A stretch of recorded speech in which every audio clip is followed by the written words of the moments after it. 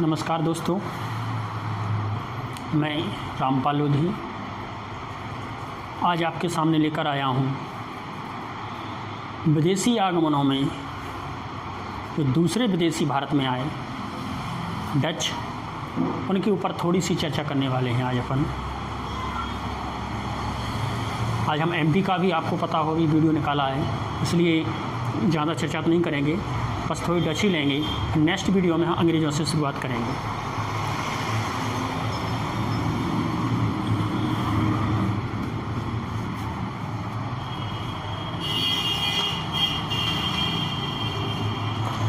तो पहले देखें अपन कि डच भारत में आए थे। भारत में देखो एक चीज़ बताएं आपको, जितने भी विदेशी आए जिस शुरुआत में व्यापार के उद्देश्य से ही आए, वो पुर्तगाली हों, डच हों या अंग्रेज़ हों या डच हों या फ्रांसीसी हों, जितने भी विदेशी हैं ये सब व्यापार को देखते हुए ही भारत में आए।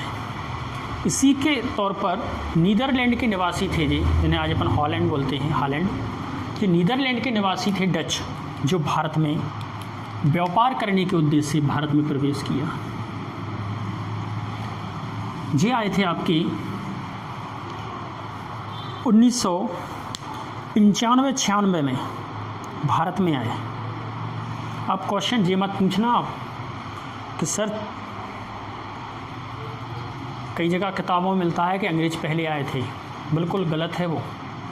ये भारत में आए थे आपके 1595-96 के बीच, लेकिन स्थितियां इनकी कुछ अलग थी। इन्होंने इतनी जल्दी प्रोग्रेस नहीं कर पाई और कंपनी नहीं लगा पाई। इसके बीच में 1600 में अंग्रेज़ों ने अपनी कंपनी लगा ली थी। अंग्रेज़ भारत में आ चुके थे, इसलिए अगर कंपनियों के क्रम में बात करें तो पहली कंपनी पुर्तगालियों की, दूसरी अंग्रेज़ों की, तीसरी डच की, चौथी डच की और पांचवी फ्रांसीसियों की। अगर हम आने की बात करें क्रम में, तो क्रम में पहले आए थे आपके पुर्तगाली, दूसरे नंबर पे डच आए भारत में, और तीसरे पे आएंगे अंग्रेज़, चौथे पे डच और पांचवें पे फ्रांसीसी। ठीक है ना। तो डच जो आपके आए ये नीदरलैंड के निवासी थे।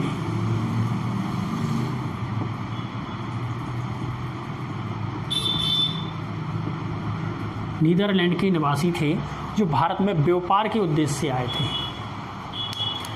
1602 में विभिन्न डच कंपनियां पूर्व में व्यापार करने के उद्देश्य से निकली। 1602 में यानी अंग्रेज़ों के बाद कंपनियों की शुरुआत हुई। विभिन्न कंपनियां जो थीं वो व्यापार करने के उद्देश्य से निकली और इन कंपनियों का नाम था United East India Company of Netherlands. Company का नाम था United East India Company of Netherlands के नाम से यह व्यापार के लिए एक संस्थान बनाया, जिसको हम बोलते हैं BOC। यानी कि ये संस्थान था जो कंपनी का, उसे बोलते हैं हम BOC।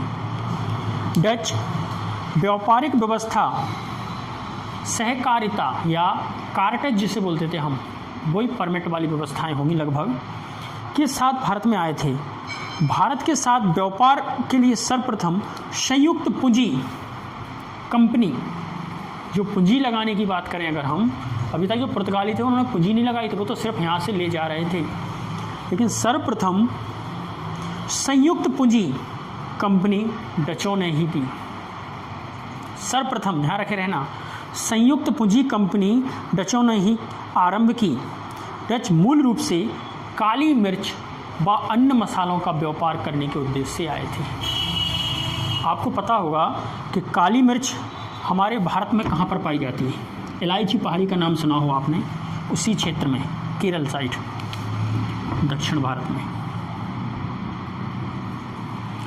केरल क्षेत्र है, इधर पर आपकी काली मिर्ची पाई जाती थी। और यहीं पर आपका था गोवा, इसीलिए आपको पता हो पुर्तगालियों ने भी यहीं एंट्री मारी थी, क्योंकि मसाले सारे के सारे यहीं मिलते हैं।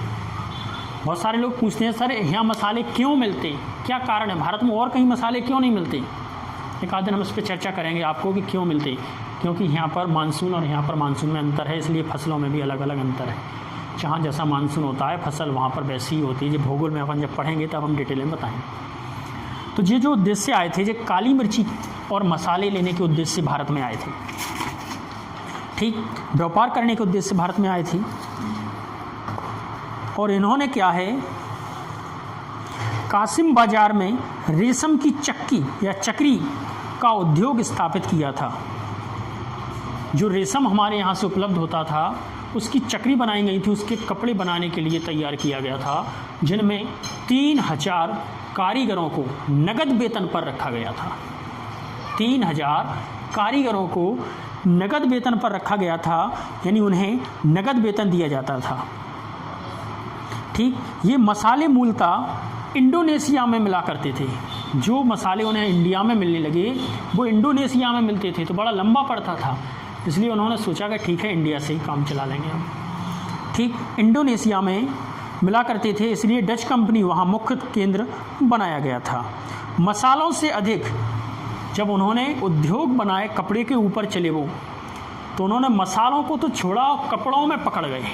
यानी जो रेशमी कपड़े हमारे यहाँ बनते थे उन पर अधिक महत्व दिया गया, क्योंकि यह मसालों से ज़्यादा लाभप्रिय उन्हें वस्त्रों को मिलना था।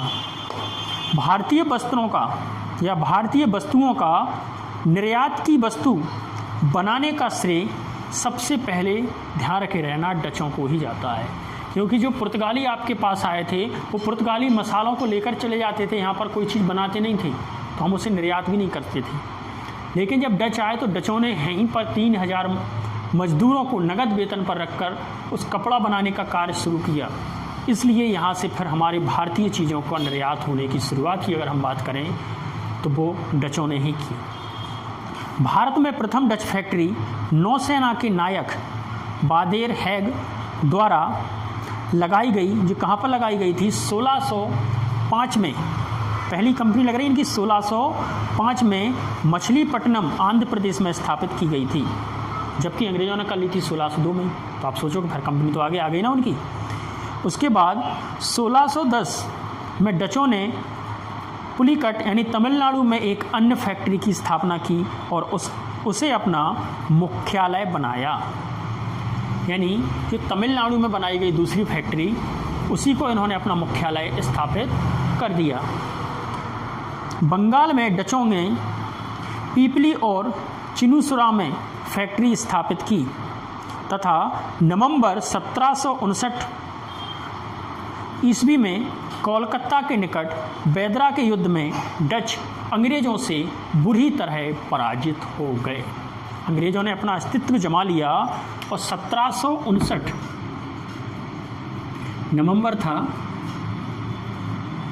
और बेदरा का युद्ध हुआ। ये बार बार आपसे पूछा जा सकता है, बेदरा अंग्रेज़ों की और डचों के बीच, जिसमें डचों की बुरी तरह से हार हुई और यहीं से वो पराजित होकर वापस लौटने की ओर चल पड़े। इसी दौरान रॉबर्ट क्लाइव यहाँ के अंग्रेज़ों के गवर्नर थे। इसी पराजित के साथ भारत से उनकी शक्ति समाप्त हो गई। तो आप लोगों ने देखा कि सबसे पहले पुर्तगाली आए।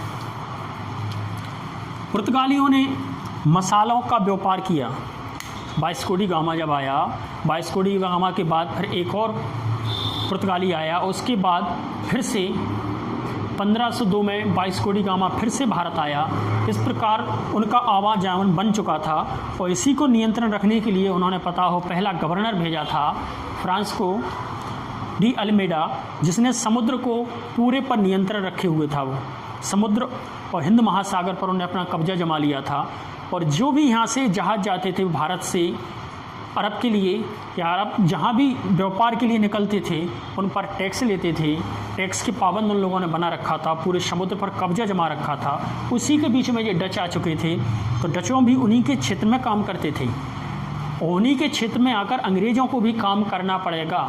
लेकिन जब अंग्रेज़ उनके क्षेत्र में काम करेंगे तो कुछ समय बाद अंग्रेज़ों के उनके युद्ध होंगे और उन्हें पराजित कर कर अंग्रेज़ अपना कब्जा जमा लेंगे। इस प्रकार हम आगे पढ़ेंगे अगले विदेशी आगमन। लेकिन MPPSC में जो इतने इम्पोर्टेंट नहीं है, इसलिए हम इन्हें थोड़ा थोड़ा लेते चले चल रहे हैं। हम अब ले लिया है इसलिए हम ख़त्म नहीं कर रहे बीच में, नहीं तो हम इन्हें नहीं लेते, क्योंकि यहाँ से स्टोरी थोड़ी आपको समझ में आएगी। जो MPPSC में इम्पोर्टेंट रहेंगे वो स्वतंत्रता संग्राम रहेंगे, आंदोलन रहेंगे, या जो वहाँ पर धार्मिक और सामाजिक आंदोलन हुए उनसे संबंधित, और भारत के पुनः गठन या एकीकरण की कहानी। बस ये इतने से टॉपिक आपके आधुनिक भारत में है MPPSC में। लेकिन MPSI और MP पुलिस के लाने यहाँ से क्वेश्चन पूछे जा सकते हैं, क्योंकि उनमें टॉपिक नहीं देते, उनमें कह देते हैं वो इतिहास। अब इतिहास में से वो कहीं से भी उठा सकते हैं, इसलिए हम थोड़ा थोड़ा लेते चल रहे हैं कि जो आपको इनमें प्रश्न बनने लायक हैं, इनसे बाहर आपके क्वेश्चन नहीं आएंगे। इसलिए सभी लोग अच्छे से तैयारी करते रहें और कमेंट ज़रूर करते रहें। जो चीज़ आपको समझ में नहीं आती वो MP में हो या हिस्ट्री में हो, तो हम आगे ये वीडियो बनाते चलें, नहीं तो हमें पता चले कोई वीडियो को कोई महत्व भी नहीं है, तो टाइम हम भी वेस्ट ना करें और आप भी वेस्ट ना करें। धन्यवाद।